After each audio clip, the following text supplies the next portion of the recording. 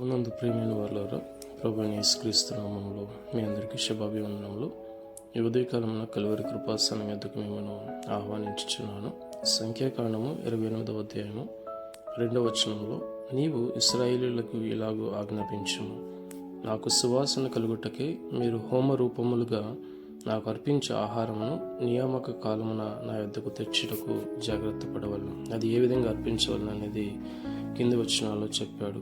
ప్రతిదినము కూడా ఏడాది వరకు 2 నిర్దోషమైన మగ గొర్రె పిల్లలను అర్పించాలి. ఉదయం 1, సాయంత్రం 1 అర్పించాలి. దానికి తోడు దంచి తీసిన 3 పళ్ళలోనిది పావు నూనెతో కలిపిన తూమెడి పిండిలో 10వ వంతును నైవేద్యం చేయాలని దేవుడు ఈ ప్రకారంగా వారు దినదినము ఉదయమున సాయంత్రమున కూడా దేవునికి నైవేద్యం చేయాలని, అది నిత్యమైన బలిగా వారు చేయాలని, దహన బలి రూపంగా వారు ప్రతిదినమును కూడా చేయాలని దేవుడు ఆజ్ఞాపించాడు. కాబట్టి అదే విధానంలో ఈ రోజుల్లో కూడా మనం ఉదయమున సాయంత్రమున దేవునికి ప్రార్థన చేయడం అనేది, అది ఇంపైన సువాసనగా దేవునికి హోమ రూపముగా ఆయనకు అర్పింపబడినట్లుగా యథార్థమైన ప్రార్థన విజ్ఞాపన మనం చేసినప్పుడు దాన్ని అంగీకరించి ప్రభువు జవాబిస్తాడని ప్రభు పేరట మనం చేయొచ్చు.